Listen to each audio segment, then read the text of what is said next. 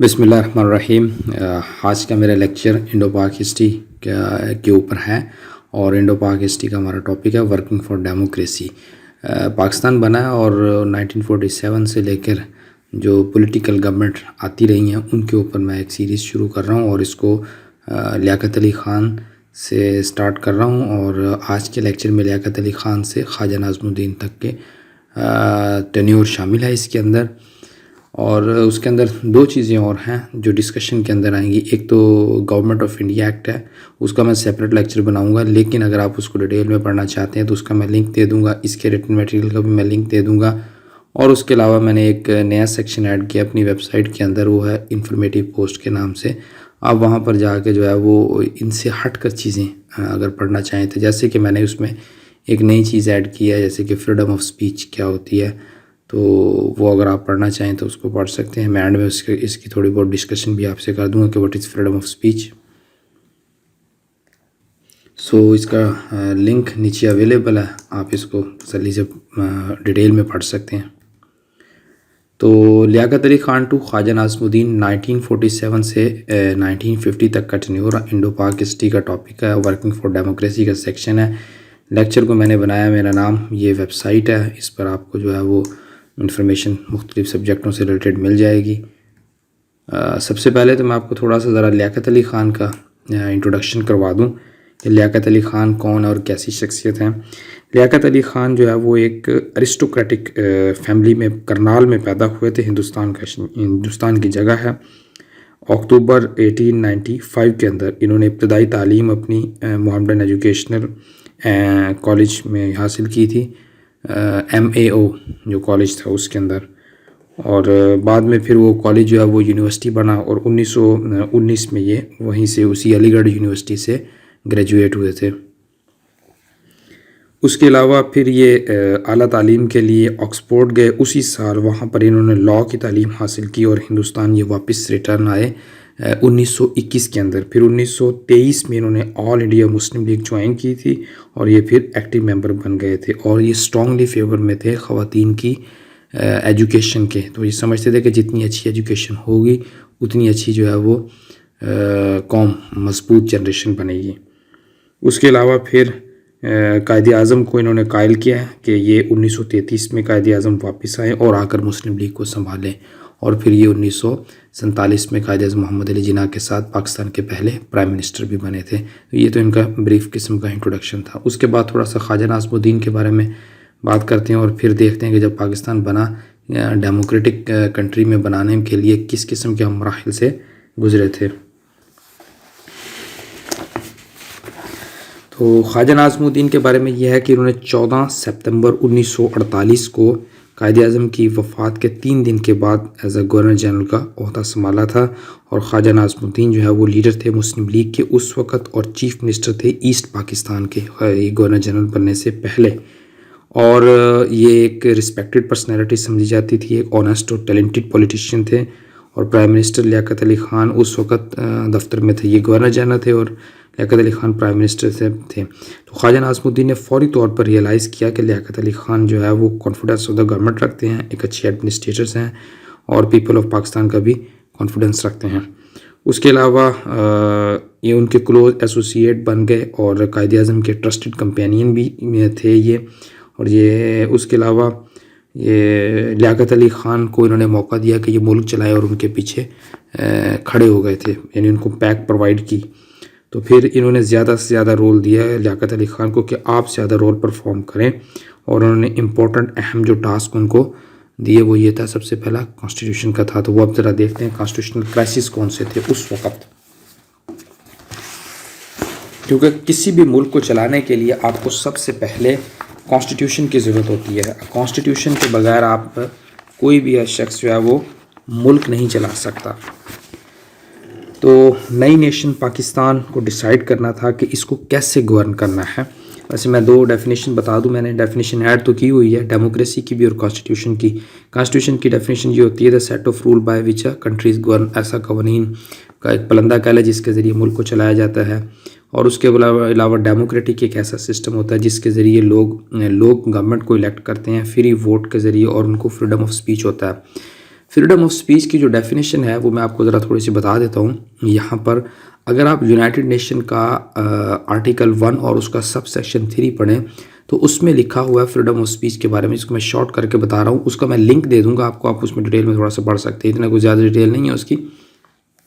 وہ کہتے ہیں کہ آپ دنیا کے اندر انٹرنیشنل کوآپریشن چاہتے ہیں، وہ اکانومیکل ہو، وہ سوشل ہو، وہ ہیومن رائٹ کے اوپر ہو، لیکن آپ جس وقت گفتگو کر رہے ہوں آپ کی گفتگو سے 4 چیزیں متاثر نہ ہوتی ہوں. نہ تو کسی کی ریس متاثر ہو، ٹھیک ہے، یا آپ نسل کی بنیاد پر کسی کو سپیریئر اور انفیریئر کنسیڈر کر رہے ہوں. دوسرا، آپ سیکس کی بنیاد پر نہ کر رہے ہوں کسی کو سپیریئر، یہ مرد ہے، یہ عورت ہے، یہ فیمیل ہے، یہ میل ہے، یہ شی میل ہے، اس کی بنیاد پر آپ کسی کو نشانہ نہ بنا رہے ہوں.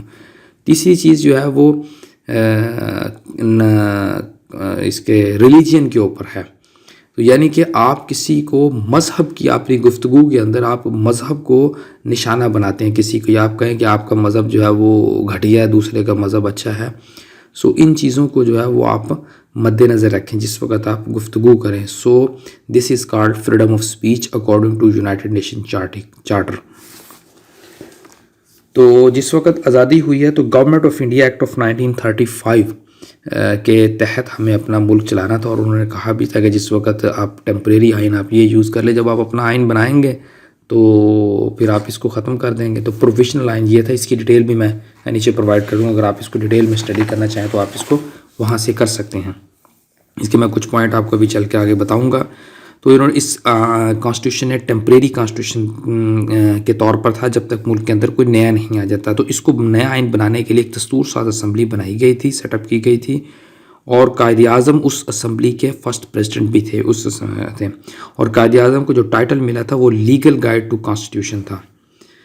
یہ کانسٹیٹیوشن کرائسس کی میں بات کر رہا ہوں. تو legal guide to constitution making process, اور ان کا ارادہ تھا کہ نیا جو آئین ہوگا وہ اسلامی اصولوں پر مبنی ہوگا. البتہ انہوں نے یہ کہا تھا کہ وہ تھیوکریٹک اسٹیٹ نہیں ہوگی. تھیوکریٹک سے مراد یہ ہوتا ہے کہ رولڈ بائی ریلیجیس لیڈر، مذہبی ملاؤں کے ہاتھ میں نہیں ریاست دی جائے گی.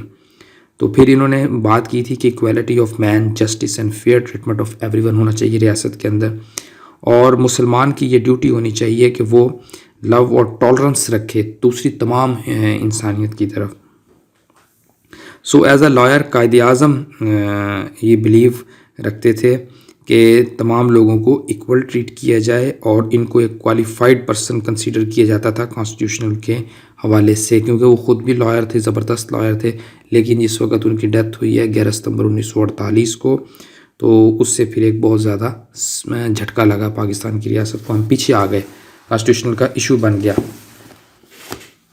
اچھا، اب اس کے بعد اب آ جاتی ہے آبجیکٹیو ریزولیشن. سو آبجیکٹیو ریزولیشن کے اندر کیا کچھ ہے. تو 1857 میں جس وقت سب کانٹیننٹ کو کنٹرول میں لیا ہے برٹش نے، تو ایک کمپلیٹ برٹش کراؤن کے نیچے آیا. تو اس کے لیے ویریس پارلیمنٹس آف ایکٹ پاس ہوئے تھے، جس کو میں نے ویسے لیکچرز تو بنا کے رکھ دیے ہیں، لیکن اس کے اوپر ویڈیو لیکچر نہیں میں نے بنایا، وہ بنا دوں گا. جس میں 1861 کا قانون ہے، پھر 1892 کا کاؤنسل آف ایکٹ ہے، پھر 1919 کا ہے گورنمنٹ آف انڈیا ایکٹ 1935 کا ہے.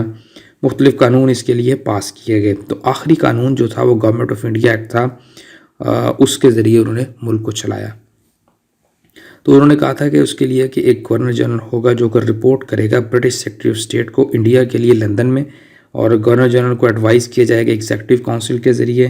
اس کے علاوہ 2 ہاؤسز آف پارلیمنٹ ہوں گے، اور پروونشل لیول پر پروونشل گورنمنٹ ہوں گے، گورنرز ہوں گے سوری.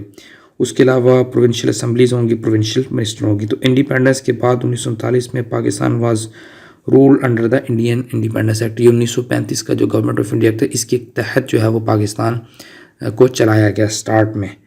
تو کوشش تھی کہ جتنی جلدی جو ہے وہ ملک بہتری کی طرف جائے اور قانون ہم اپنا بنا لیں. تو اس کے لیے پھر پہلی آبجیکٹیو ریزولیشن آئی. سو آبجیکٹیو ریزولیشن کو میں آپ کو ذرا آپ کے ساتھ ڈسکشن کرتا ہوں.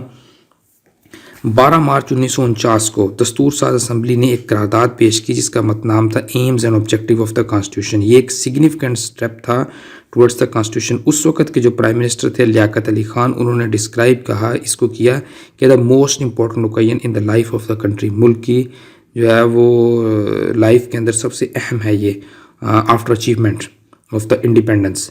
پھر اس کے علاوہ اس کے جو کچھ پوائنٹ ہیں وہ میں آپ کے ساتھ ڈسکس کرتا ہوں. یہ آبجیکٹیو ریزولوشن تو میں نے آپ کو بتا دی. جو salient features of objective resolution ہے وہ یہ ہیں کہ ریاست جو ہے وہ اپنی پاور کو ایکسرسائز کرے گی اور اتھارٹی کو ایکسرسائز کرے گی, اقتدار کو چلائے گی chosen representative of the people, یعنی کہ الیکٹڈ گورنمنٹ کے ذریعے ہوگا. دوسرا یہ ہے کہ مسلمانوں کو اس قابل بنایا جائے کہ وہ اپنی انفرادی زندگی اور مجموعی زندگی اسلام اور اسلامی اصولوں کے مطابق گزار سکے, اور اس کے لیے ان کو ماحول پرووائڈ کیا جائے گا. اس کے علاوہ مناسب دفعات بنائی جائیں گی مائنورٹیز کے لیے تاکہ وہ فریلی پروفیس کر سکے اور پریکٹس کر سکے اپنا ریلیجن اور اپنے ڈیولپ کر سکے اپنے کلچر کو. اور اس کے لیے اس کے علاوہ پھر فنڈامنٹل گارنٹی دی جائے گی رائٹس کی, جس میں ایکویلٹی آف اسٹیٹس ہے, اپرچونیٹی ہے لاء کے سامنے, سوشل گارنٹی ہے, اس میں آزادی ہوگی فنڈامنٹل رائٹ میں, اکانومک میں آزادی ہوگی, پولیٹیکل جسٹس میں ہوگی, فریڈم آف تھاٹ میں ہوگی, ایکسپریشن میں ہوگی, belief, faith, worship and association. اس کے علاوہ پبلک مورالٹی ہوگی. اور اس کے علاوہ جو اگلا پوائنٹ ہے وہ یہ ہے کہ the independence of judiciary shall be fully secured, یعنی کہ عدلیہ آزاد ہوگی, کسی دباؤ کے نیچے آ کر کام نہیں کرے گی. لیکن اس کے علاوہ جو اس کے اوپر اعتراضات اٹھائے گئے تھے وہ کون سے تھے؟ دو طرح کے اعتراضات تھے. ایک تو جو ہے وہ ریلیجیس کمیونٹی نے اعتراضات اٹھائے تھے, دوسرا اعتراضات اٹھائے تھے ایسٹ پاکستان کے لوگوں نے. انہوں نے کہا تھا دیکھیں ایسٹ پاکستان کی پاپولیشن زیادہ تھی بنگلہ دیش کی پاپولیشن ویسٹ پاکستان سے جو اس وقت پاکستان ہے. تو اس میں انہوں نے کہا کہ جو نیشنل اسمبلی میں یہ ایکول ریپرزنٹیشن کرنا چاہ رہے تھے نیشنل اسمبلی کے, جو تعداد کی بنیاد پر سیٹیں ہوتی ہیں وہ اگر 100 سیٹ ادھر سے تو 100 سیٹ ادھر سے, جبکہ اگر ان کی 125 سیٹ بنتی ہے تو آبادی کے لحاظ سے ان کی ویسٹ پاکستان کی 100 سیٹ بنتی تھی. تو یہ ایکول ریپرزنٹیشن کا ایشو تھا, تو انہوں نے اس کو اٹھایا. پھر پروونشل اسمبلی کو انہوں نے جو پاور کا ایشو تھا وہ فیڈرل گورنمنٹ کے حوالے سے وہ انہوں نے کیا. پھر ریلیجیس گروپس نے کمپلین کیا کہ یہ مکمل طور پر اسلامک نہیں ہے, اس کے اوپر کرٹیسزم کی. پھر لینگویج کے اوپر انہوں نے کرٹیسزم کی. یہ انہوں نے اعتراضات اٹھائے تھے.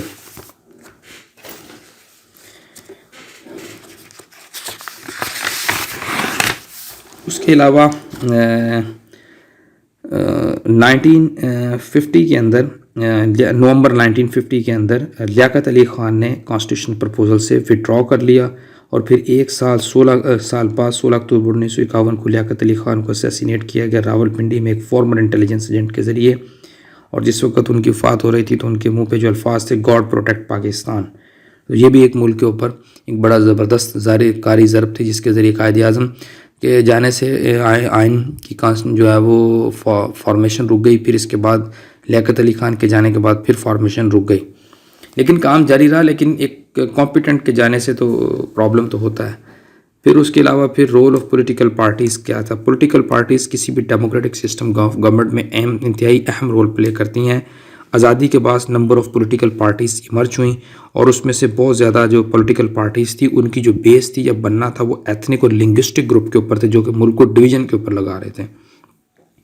تو یہ کچھ یہ پارٹیز جو اوریجنل تھی اور apart from the Muslim league سے ہٹ کر تھی. دیر ور نو, ایک کوئی اور ایسی پارٹی نہیں تھی جس طرح مسلم لیگ ایک نیشنل لیول پر پریزنٹ کر رہی تھی, اس طرح کی کوئی پارٹی سامنے نہیں آئی تھی. وہ ایتھنک اور لنگوسٹک کی بنیاد پر آئی تھی. یہ آگے چل کے اور مسئلہ کھڑا ہوا, اور قائد اعظم اور لیاقت علی خان جو ہے وہ اس کو لیڈ کر رہے تھے مسلم لیگ کو. لیکن لیاقت علی خان جو ہے وہ لٹل رسپیکٹ رکھتے تھے کسی بھی پولیٹیکل پارٹیز کے حوالے سے جو ملک کی ساخت کو یا یونٹی کو جو ہے وہ انڈرمائن کر رہی تھی. پھر اس کے علاوہ 1952 کے proposal fails to produce a constitution.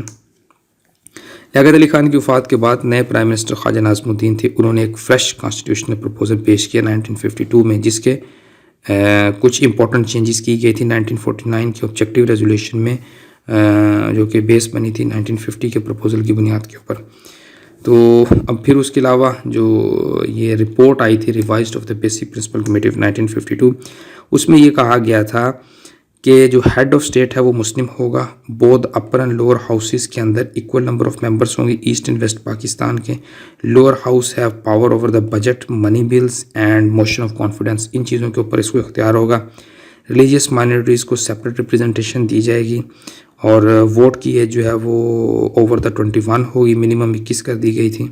اس کے علاوہ کیبنٹ جو ہے وہ رسپانسبل ہوگی نیشنل اسمبلی کے, ہیڈ آف اسٹیٹ نہیں ہوگا اس کے لیے. اس کے علاوہ دا ہیڈ آف اسٹیٹ جو ہے وہ اپوائنٹ کرے گا بورڈ آف اسلامک ایکسپرٹ کو تاکہ وہ اس کو ایڈوائز کرے لیجسلیشن کے اوپر، اور اسمبلی ڈیسائیڈ کرے گی آفیشیل لینگویج کو. لیکن البتہ اس کے اوپر جو ہے ایک دفعہ دوبارہ پھر پرپوزل کے اوپر جو اب پرپوزل آیا تھا اسٹرانگ اپوزیشن آئی اور ایکویلٹی آف ریپریزنٹیشن انپاپولر ہو گئی بہت ایسٹ اینڈ ویسٹ پاکستان میں، کیونکہ وہ ان کی تعداد زیادہ تھی، ان کو سیٹیں زیادہ ملنی چاہیے تھے، پھر یہ کام نہیں بنا. تو اس کے علاوہ پھر جنوری 1953 میں خواجہ ناظم الدین نے اس سے بھی وڈرا کر لیا، یہ جو پرپوزل پیش کیا تھا اس سے وڈرا کر لیا تھا فار فردر ڈسکشن.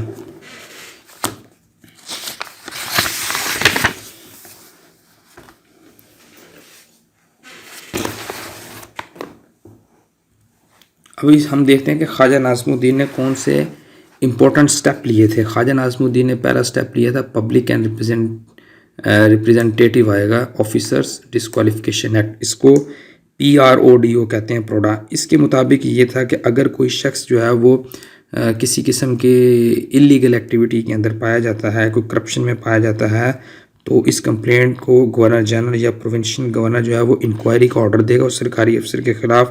اگر وہ گلٹی پایا گیا اندر پروڈا ایکٹ کے PRODO، ٹھیک ہے جی، فرام دا آفس، تو اس کو جو ہے وہ اگر وہ کرپشن وغیرہ اس طرح کسی میں پایا گیا ہے تو اس کو جو ہے وہ ہٹا دیا جائے گا. یہ بیسیکلی ایلیمینیٹ کرپشن کو ختم کرنے کے لیے یہ ڈیزائن کیا گیا تھا. پھر دوسرا ریفیوجیز کا پرابلم تھا. اگست 1939 میں قائد اعظم نے ریفیوجی کے پرابلم کو حل کرنے کی کوشش کی اور اس کو گریو ایمرجنسی کہا گیا، اور اس کے لیے پھر انہوں نے سینٹرل ریفیوجی کونسل بنائی تاکہ وہ اس کو ڈیل کرے. پھر لیاقت Ali Khan Indian prime minister جو کہ اس وقت کے جواہر لال نہرو تھے ان سے ملے اور انہوں نے لیاقت نہرو پیکٹ سائن کیا. تو یہ ایک اس کے اوپر اتفاق ہوا کہ ہر گورنمنٹ جو ہے وہ رسپانسیبل ہے for the safety of minority group within its border. اس کے علاوہ پھر حیدرآباد اور کشمیر کا ایشو جو ہے وہ کھڑا ہوا تھا، اس کو ذرا ہم دیکھتے ہیں کہ وہ کس طرح کھڑا ہوا. 17 ستمبر 1948 کو Pakistan was still coming to terms with the death of the Quaid Azam, کیونکہ قائد اعظم کی وفات کے بعد تھوڑا بہت پرابلم ہوا کہ کس کو سلیکٹ کرنا ہے، کیسے سلیکٹ کرنا ہے، کیا ہوگا، کیونکہ ایک بہت بڑا خلا پیدا ہو گیا تھا لیڈر کے جانے سے. پھر انڈیا نے اسی دوران جو ہے وہ حیدرآباد کے اوپر انویژن کی، اور پھر اس کے بعد جو ہے وہ 5 جنوری 1948 کو اسی مسئلے میں پھر کشمیر کا مسئلہ بھی بنا. تو 5 جنوری 1948 کو، کیونکہ میں اس وقت اتنی ڈیٹیل نہیں یہاں پر دے سکتا، اس کے اوپر سیپریٹ لیکچر بناؤں گا. 5 جنوری 1948 کو یونائٹڈ نیشن نے پاکستان انڈیا کے درمیان سیز فائر کروایا کشمیر کے مسئلے کے اوپر، لیکن فیوچر میں بھی پھر اس مسئلے کا کوئی حل نہیں نکلا. اس کے علاوہ آرمی لیڈرز کی بات کرتے ہیں. جنوری 1951 میں سر ڈوگلس کریسی برٹش کمانڈر چیف تھے Pakistan, British commander in chief of the Pakistan army تھے. ان کو ریپلیس کیا جنرل ایوب خان آئے. یہ ایک پاکستانی پارٹیشن کے بعد بہت سارے آرمی آفیسر نے کمپلین کی کہ presence of the British in senior position کے اوپر، یہ برٹشر تھے. پھر 1951 میں موسٹ آرمی آفیسرز پاکستانی تھے. اس کے باوجود کچھ آرمی آفیسر انہیپی تھے گورنمنٹ سے، لیاقت علی خان کی گورنمنٹ سے. تو انہوں نے ملک کے اندر بغاوت کا پلان بنایا تاکہ وہ ملک کی جو ہے وہ گورنمنٹ کو ٹیک اوور کر سکیں. تو مارچ 1951 میں راول پنڈی کانسپریسی کو ایوب خان نے پکڑا اور اس کو جو ہے وہ بے نقاب کیا اور ان کو اریسٹ کیا ان لوگوں کو اور ان کو امپریزن کیا. ان لوگوں کے اندر میجر جنرل اکبر خان تھا، چیف آف جنرل سٹاف، اور 14 جو ہے وہ دوسرے سینئر آفیسرز تھے. تو لیاقت علی خان نے اس کو بر وقت جو ہے وہ روکا، انہوں نے بتایا، انہوں نے روک لیا، اور اس کے بعد ان کی جو ہے وہ 16 اکتوبر 1951 میں ڈیتھ ہو گئی. وہ ایک پبلک میٹنگ سے ایڈریس کر رہے تھے راول پنڈی میں، اور پھر ان کو جو ہے وہ ٹائٹل آف شہید ملت بھی دیا گیا تھا. اس کے علاوہ پھر خواجہ ناظم الدین کی کیسے برطرفی ہوئی ہے ذرا اس کو ڈسکس کرتے ہیں آج. خواجہ ناظم الدین سرو کر چکے تھے as a prime minister 2 years 1951 سے 1950 تک. اس سے پہلے یہ جو ہے وہ ایز اے گورنر جنرل تھے، کیونکہ لیاقت علی خان کی وفات کے بعد انہوں نے ایز اے پرائم منسٹر عہدہ سنبھالا تھا. تو ان کی ایڈمنسٹریشن کے دوران ٹینشن جو ہے وہ انکریز ہوئی between East and waste Pakistan. Economic problem بڑھے، فوڈ شارٹیج جو ہے وہ مزید ہو گئی، اور ڈسکنٹینٹ تھا across the countries. Bengali speaking جو ہے وہ ایسٹ پاکستان وہ لینگویج کے اوپر مزید جو ہے وہ اپنا غصہ دکھا رہے تھے. ویسے اس کے اوپر میں نے جو ہے وہ ایک ڈیٹیل آرٹیکلز اور ڈیٹیل لیکچر لکھ دیا ہے سپریشن آف ایسٹ پاکستان کے اوپر. اگر آپ اس کو ڈیٹیل پڑھنا چاہیں تو آپ اس کے پورشن میں جا کر پڑھ سکتے ہیں سپریشن آف ایسٹ پاکستان کے اندر انڈو پاک ہسٹری میں. اس کے علاوہ جنوری 1952 میں ایک وزٹ کیا تھا ڈھاکہ کا تو خواجہ ناظم الدین نے اور انہیں قائد اعظم کی کمٹمنٹ یاد دلائی کہ انہوں نے کہا تھا کہ اردو ملک کی قومی زبان ہوگی. تو برٹش نے قائد اعظم کے بنگالیوں نے قائد اعظم کے سامنے تو اتنا پروٹیسٹ نہ کیا اس وقت, لیکن تھوڑا لٹل پروٹیسٹ کیا تھا. کہ اس کے علاوہ پھر دوسری بات یہ ہے کہ اس کی وجہ سے بنگالی کو نیشنل لینگویج نہ ایکسیپٹ کرنے سے ان کی جو ہے وہ مسلم لیگ کی جو پاپولیرٹی تھی وہ ایسٹ پاکستان میں ختم ہو گئی. تو خواجہ ناظم الدین کو ڈسمس کر دیا تھا اپریل 1953 کے اندر by the governor general Malik Ghulam Muhammad. پھر اس کے بعد then became the real power of Pakistan. Coming lecture میں انشاءاللہ تعالیٰ جو ہے وہ ہم ایوب خان سے پہلے جتنا بھی ہمارا پیریڈ ہے وہ ہم پڑھ لیں گے, کیونکہ ایوب خان کے اوپر میں نے ریٹن میٹیریل جو ہے وہ آلریڈی لیکچر بھی دیا اور ریٹن میٹیریل بھی میں نے پرووائڈ کیا. اس لیکچر کو سننے کے لیے شکریہ. Thank you very much. آج لیکچر یہیں پر اختتام پذیر ہوتا ہے.